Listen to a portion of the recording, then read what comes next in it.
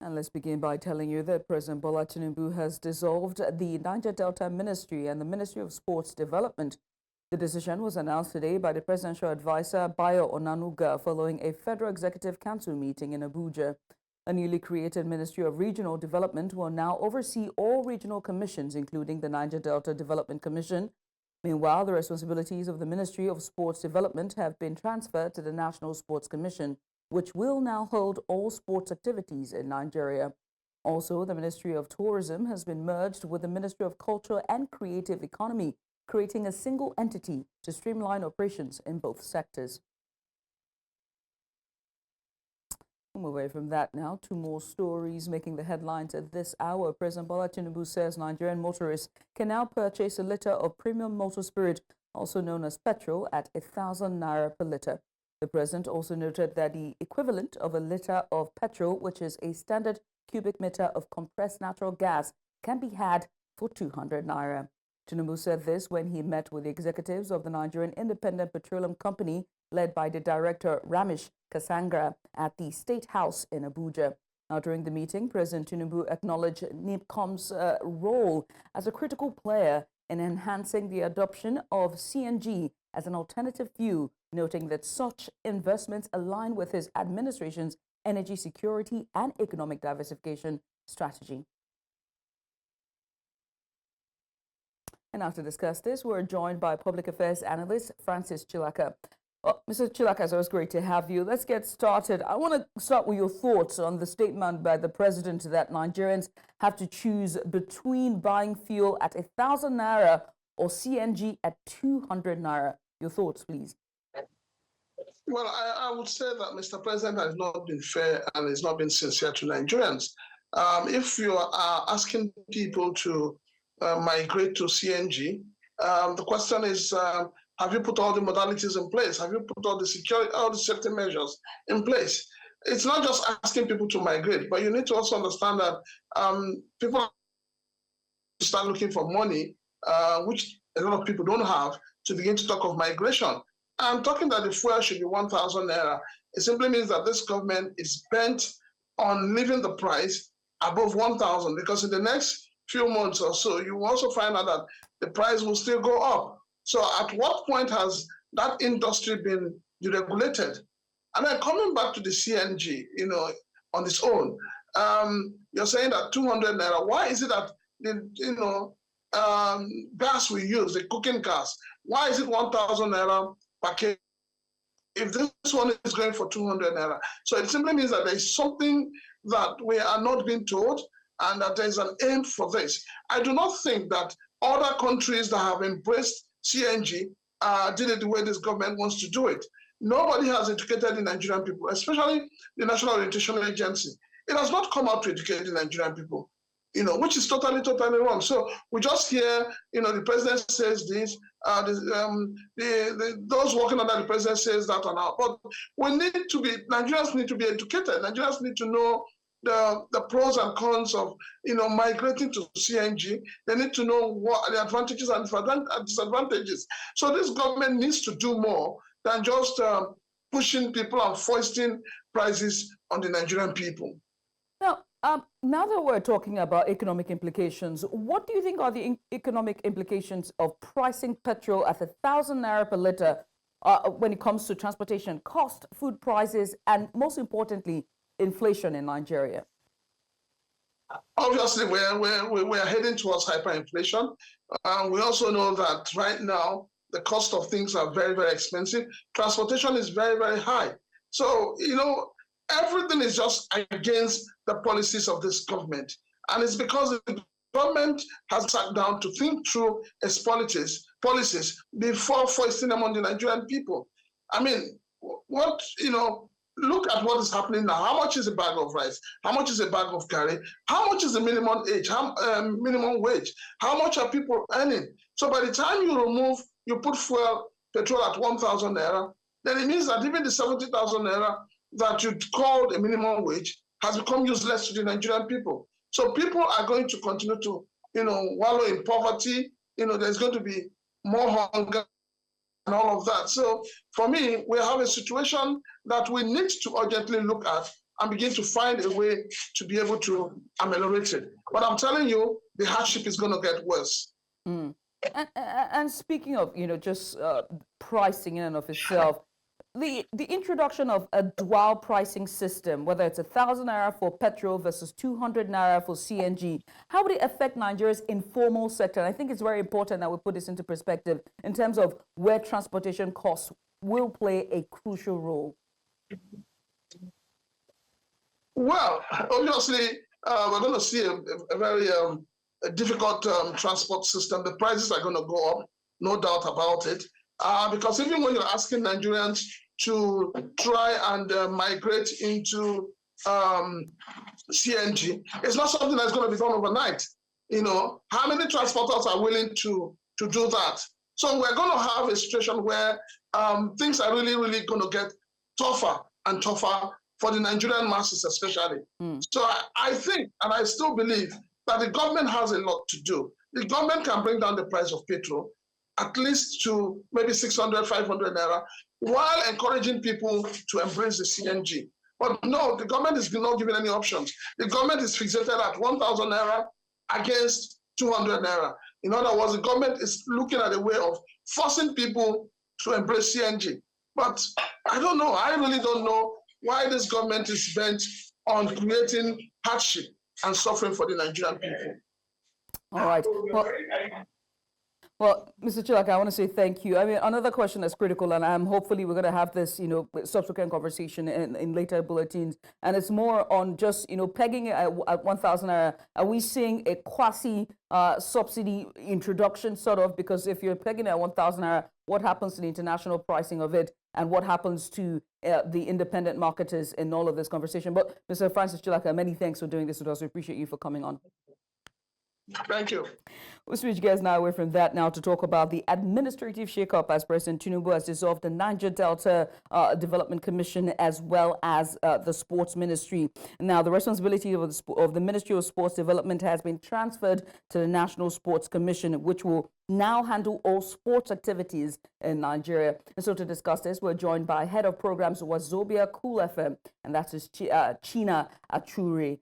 China, many thanks for doing this with us. I appreciate you for coming on. Let's get started.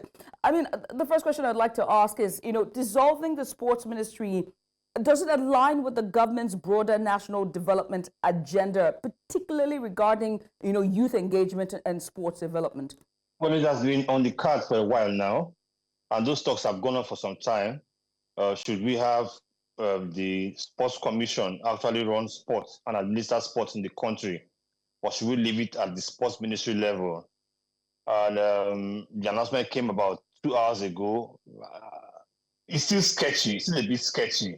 There's not been much details given to us. We don't know what the structure will be like. We're not sure how it's going to run. But yes, the government has eventually said no more sports ministry and welcome to the National Sports Commission. How it's going to run is another matter entirely. How it fits into the government's plan to develop sports, we will know with time. But for now, it seems like just a change in nomenclature. Let's talk about impact. It seems that way. Right. Let's talk about impact, shall we? I mean, what will be the impact of dissolving the sports ministry on Nigeria's sports policy, particularly regarding talent development, international representation, and most importantly, grassroots sports? Well, I don't think the sports ministry had really done so much in terms of grassroots sport development, because all along we had a sports minister and we had sports federations. And when there are events like the Olympic Games, like the All Africa Games, like the Football World Cup, like the Africa Cup of Nations, like the Volleyball Nations Cup, the sports federations actually do the business of raising teams, and they go cap in hand to the ministry asking for funds. Sometimes they get, sometimes they don't. They go for this tournament and they return with either success or failure stories. That's how it has been for some time now. So I don't know how much the ministry looked at grassroots sport development. But what's the difference between the sports minister and the sports commission?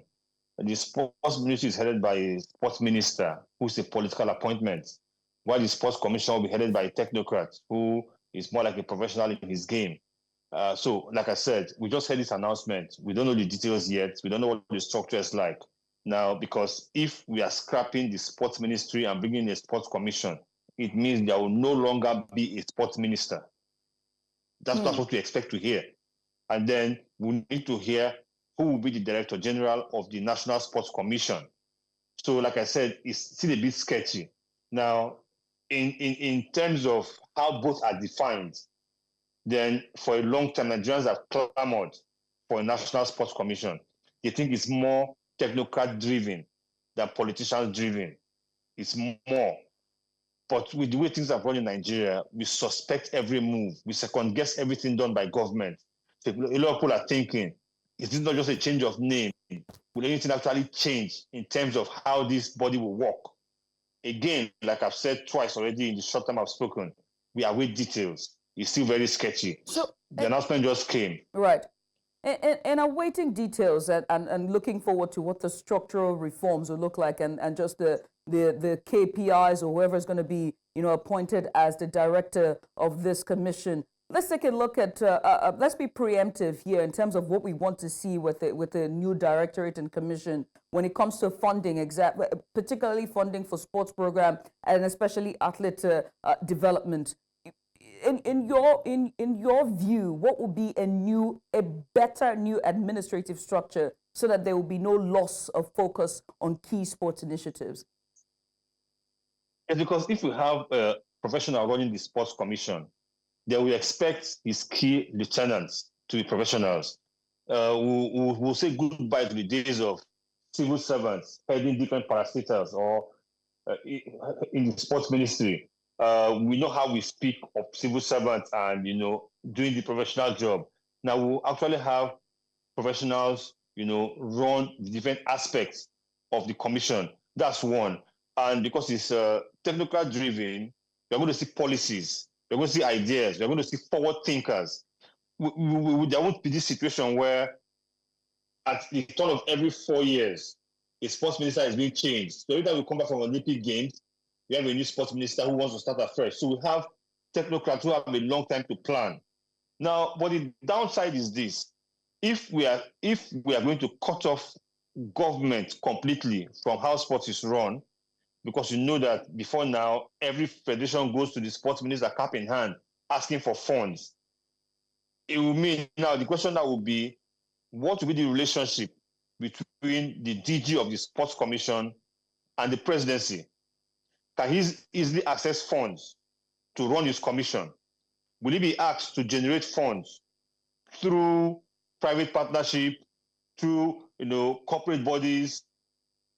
How would this be done? But on the professional point of view, we've always craved for a commission because we believe that there will be forward thinkers running sports in the country, and Nigeria has always needed forward thinkers. So a commission will give us forward thinkers, and we'll begin to see laid down programs and steps to attain greatness. That's what we want in Nigeria. Well, we do hope to see what would come in the coming days, whether or not the appointment of a director would be someone who is well equipped and capable of steering the nation's sports sector, if it's just going to be another technocrat appointment. But until then, only time will tell. I want to say thank you, China Acharo. He is our guest today, and also the head of programs was Zobia Cool FM. Once again, many thanks for doing this with us. Pleasure is mine. We'll switch gears now to take a short break. When we come back, money laundering charges. Federal government drops suits against Binance executive. We'll bring you details of this after the break. Stay here. And you're welcome back.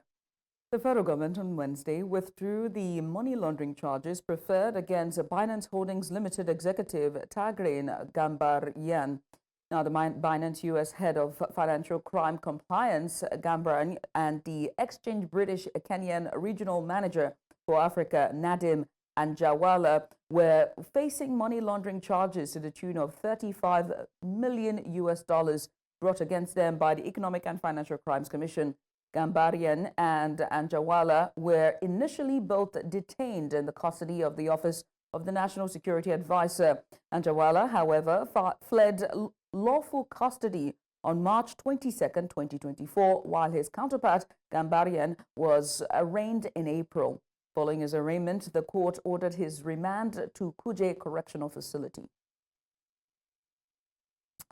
The former president, and that's Olusegun Obasanjo, expressed concerns on Wednesday over the disunity in Nigeria, stating that it has hindered the country's potential for greatness. The former president added that despite the current challenges, he remains optimistic about the nation's future, believing that the situation can improve if past mistakes are addressed. Speaking at a meeting with a 20-member delegation from the League of Northern Democrats led by former Kano State Governor Alhaji Ibrahim Shukura, Obasanjo pointed to regionalism before independence in 1960 as the root cause of Nigeria's prolonged lack of cohesion. He noted that at independence, Nigeria emerged with 3 leaders, essentially making it 3 countries in one. The meeting took place at his penthouse in the Olusegun Obasanjo Presidential Library, Abeokuta.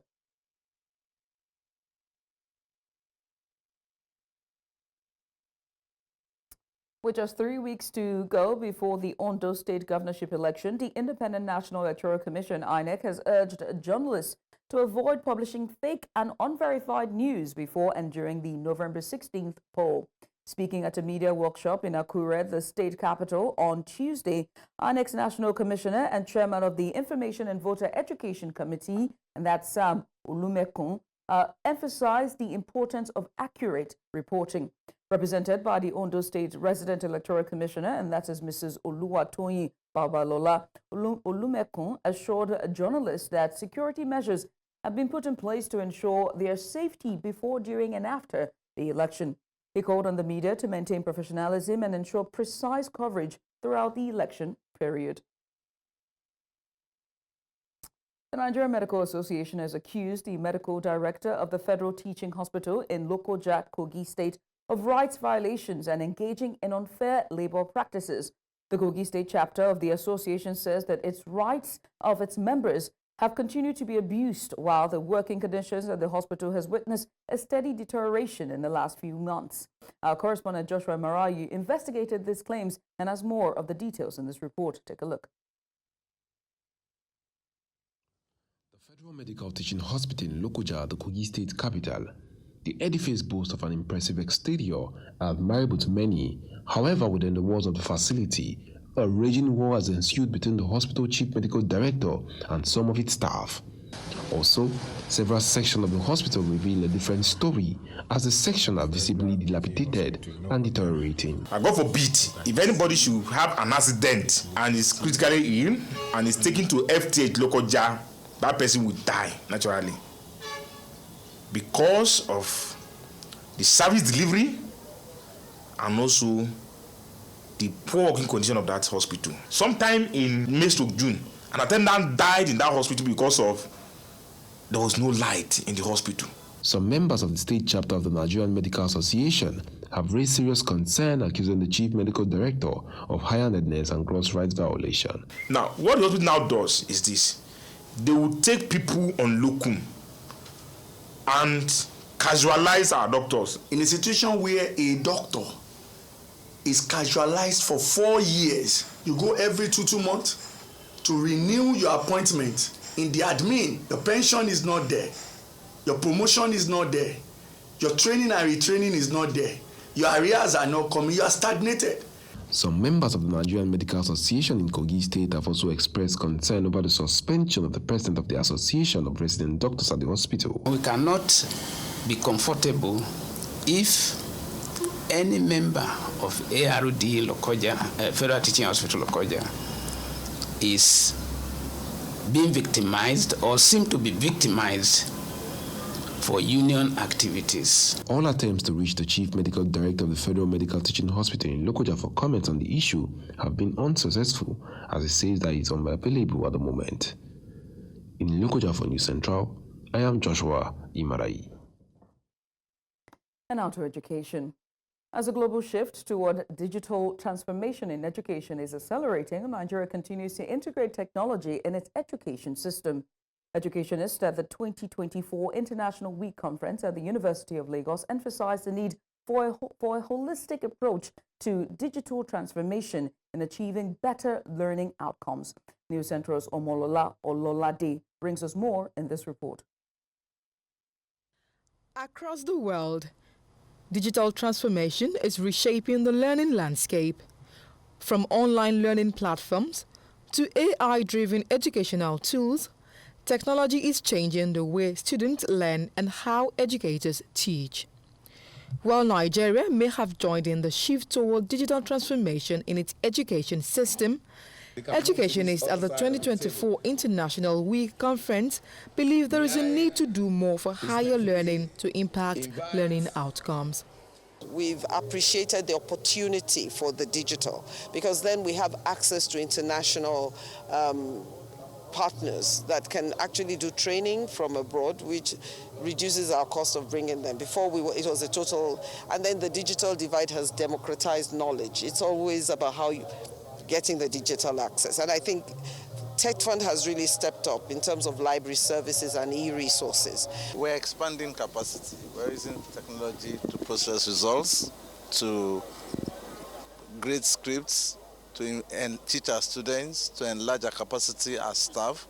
So it's a continuous journey. It never ends. The conference, which creates an avenue for experts to examine the current state of digital integration in Nigeria's higher education system, also provides the opportunity to identify the challenges and opportunities that lie ahead. The rapidity of change, dictates that the NUC, as a regulatory agency, provides the tonic, as it were, and the level playing ground and the motivation to galvanize this very unique and special university constituency so that we are not standing still, but we are catching up with the rest of the world in a very, promising and very formidable way, not from the fringes. At the level of JAM, we provide the support because we have automated all the system from registration to admission.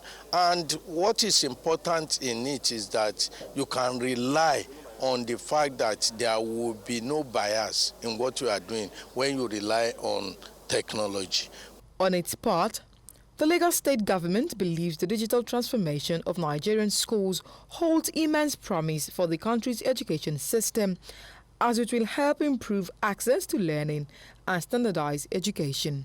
For a university to grow and match up with the global standard and requirement, there must be a lot of collaboration amongst universities all over the world. And that is why what is taking place today in University of Lagos, this International Week, is apt and necessary.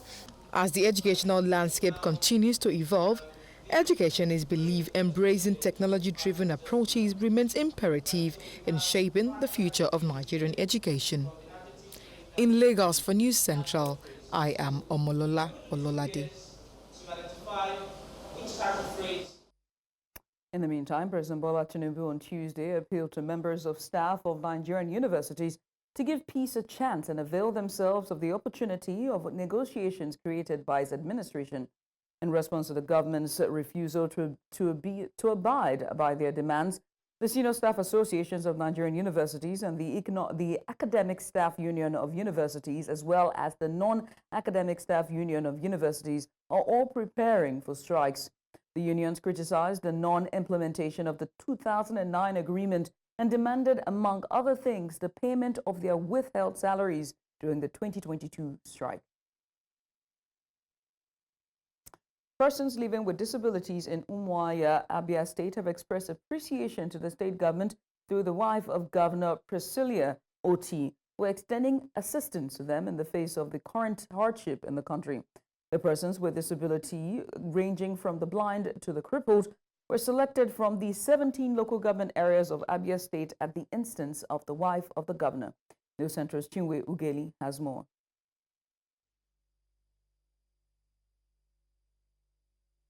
We'll bring you that report in subsequent bulletins. In the meantime, the United Nations Deputy Secretary General Amina Mohammed has challenged members of the Nigerian Medical Association on the need to maintain food security at all costs. Amina Mohammed was speaking in a virtual address to the 60th annual conference of the NVMA in Jos, the Plateau State capital. News Center's Chizoba Anyowe was there and now tells us more. These veterinarians converged on the plateau to brainstorm on ideas that would improve activities of the sector and, by extension, contribute to the economy of Nigeria. The United Nations Deputy Secretary General, speaking virtually, urged them to become more intentional about partnerships and food security. I urge you to continue fostering partnerships that drive investment in research, capacity building, and infrastructure for animal health. Robust data is essential for informed decision-making, and emerging technologies like AI present opportunities to sustain and build on progress made over the past century. Chief Veterinary Officer of Nigeria, who represented the Minister of State for Agriculture, reassured of the ministry's commitment to the improvement of this sector.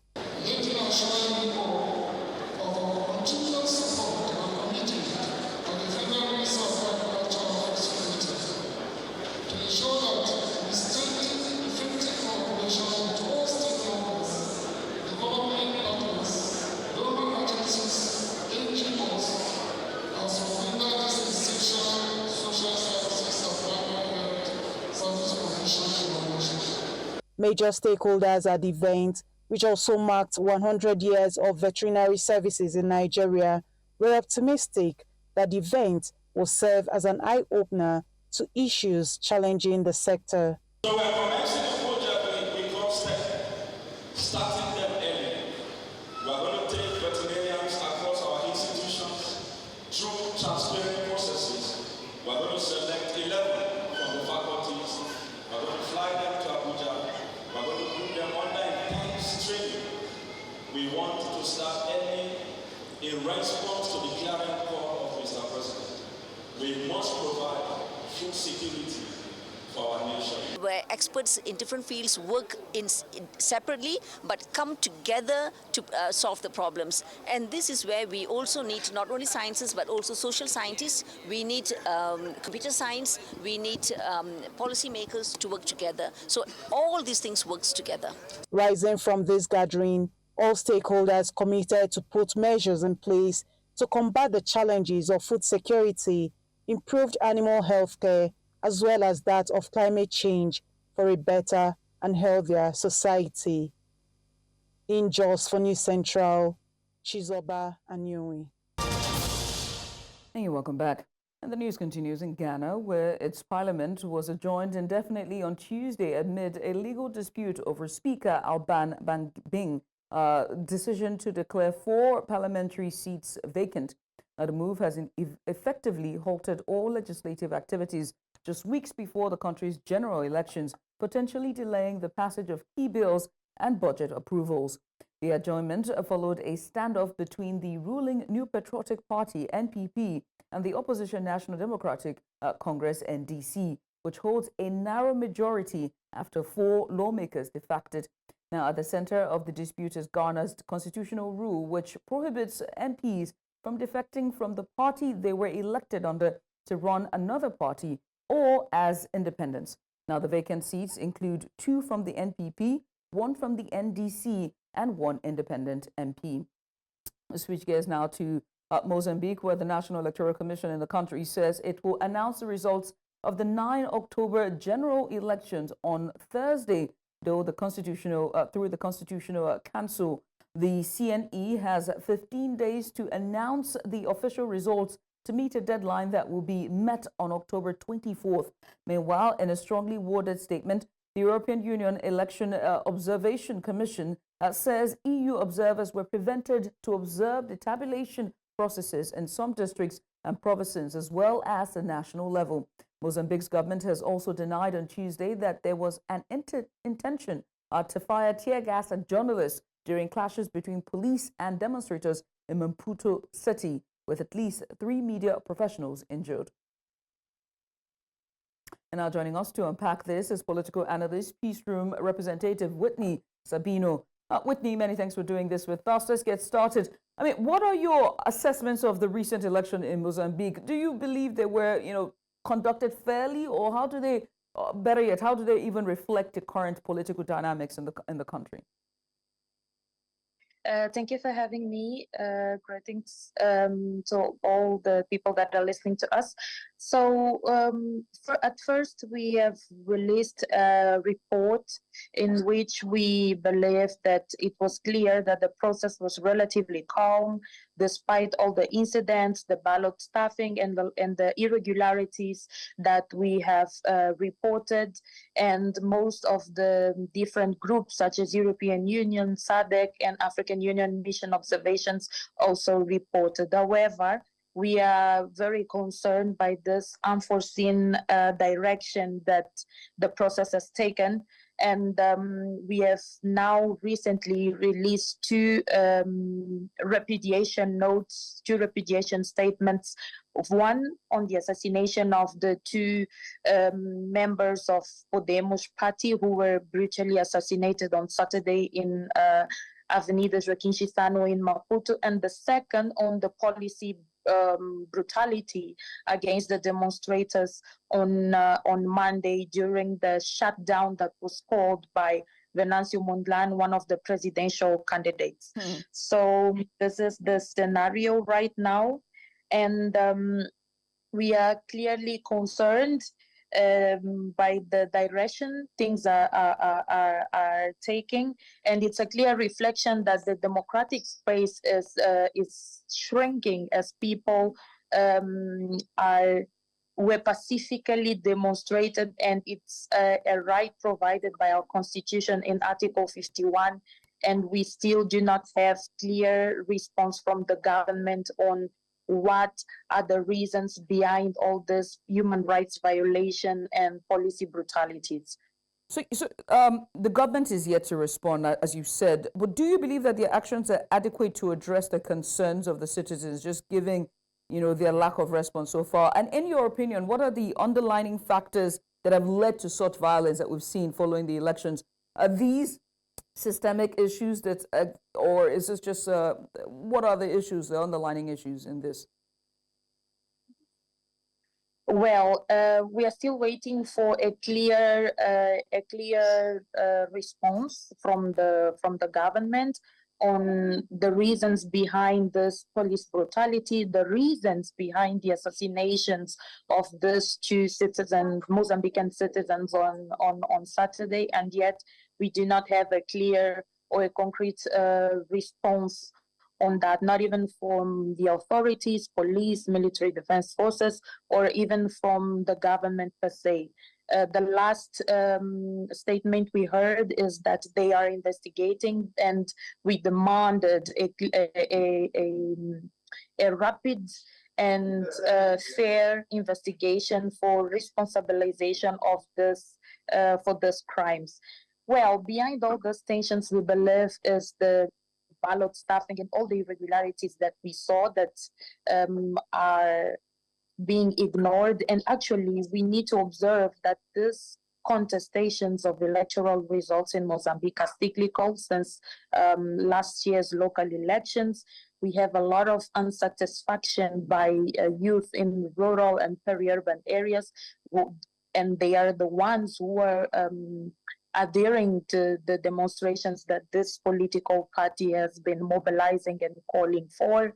We have higher rates of unemployment, and I believe also the tensions and the terrorist attacks in the north are behind the general unsatisfaction and the need for demonstrations that people feel and are doing. One of the things that we notice is that, generally speaking, the democratic space has been shrinking. We have been assisting different violations of human rights when it comes to demonstrate pacifically in the streets, not only regarding electoral processes, but concerning the Cabo Delgado issue, unemployment, and other reasons that citizens may feel like demonstrating to show their unsatisfaction or to call the attention of the institutions about their personal concerns. All right. Well, I must say thank you, Whitney, and we do hope that there's going to be some sort of response from the government and, most importantly, a constructive dialogue that would lead to a more peaceful outcome after the elections. But once again, many thanks. Whitney Sabino there, our guest, giving us more in-depth analysis on the aftermath of the elections in Mozambique. Once again, many thanks.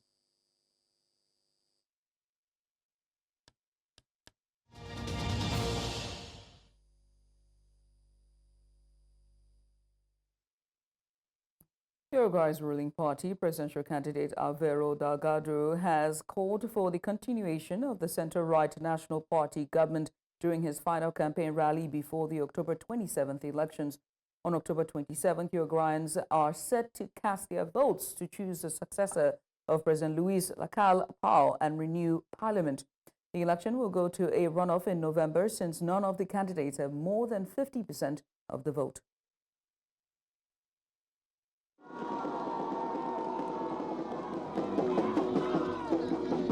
Nosotros, a partir de lo que este gobierno generó, es que vamos a un segundo piso de transformaciones, porque la alternativa es volver al pasado, al peor pasado, al cual ni yo, ni ustedes, ni yo queremos volver. A esa gente le vamos a pedir que piensen en quién te da certezas, que piensen en quién te da tranquilidad, en quién te da paz. ¿Quién te da previsibilidad? ¿Quién te asegura tolerancia, libertad y sobre todo, quién te asegura que el país siga creciendo y desarrollándose? The annual meeting of the World Bank is ongoing in Washington, U.S., and the developmental part has its work cut out, specifically in response to global challenges such as climate change, pandemics, geopolitical tensions, and death's distress, as well as the World Bank Group is evolving to become a more effective part of the solution. The organization has adopted an ambitious mission to eradicate poverty and ensure a livable planet. To achieve this, the bank has implemented reforms to become less bureaucratic, faster, and more approachable.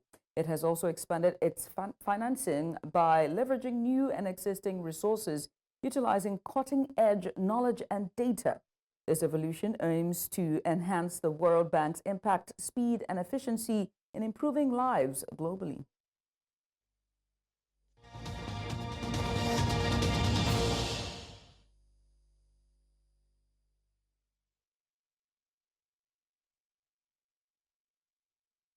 An 89th minute late goal helped Nigeria's women's under-17 national team, the Flamingos, beat host Dominican Republic early Wednesday in Santo Domingo, in the ongoing 2024 FIFA Under-17 Women's World Cup.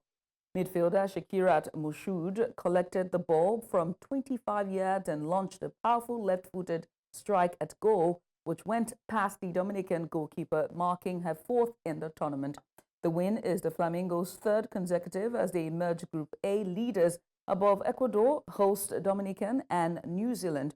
The win in their final group game has helped them amass a total of 9 points. The Flamingos have been in blistering form in the South American nations, winning their first 2 games, scoring 8 goals and conceding against 1. The Los Angeles Lakers, the team produced a first in NBA history when Lakers star LeBron James and his son, Bronny, became the first father-son duo to appear together in an NBA game. The 39-year-old James, playing in his record-tying 22nd NBA season, was predictably in the Lakers starting lineup against the Minnesota Timberwolves. 20-year-old Bronny, making his NBA debut, joined his father on the court with 4 minutes remaining in the second quarter. The pair substituted in the game together and went straight to business as fans applauded. The Lakers faithful at the Crypto.com arena cheered and took photos and video as history was made on the opening day of the NBA's 79th session. And that's all at this hour. It's always wonderful to see history being made. But before we go, let's take another look at some of the major stories. President Tinubu has dissolved Niger Delta and Sport Ministries. We also told you that federal government has dropped suit against Binance executive Tigray Gambarian. And we went on to South Africa, the South African continent, where Mozambique Electoral Commission is set to announce election results on Thursday. Now remember, they can watch News Central wherever you are. We are live on DSTV channel 422. You can also find us on Star Times channel 274. We're also on Apple TV, or you can stream us live on YouTube. Many thanks for watching. I am Judith at TV. Bye for now.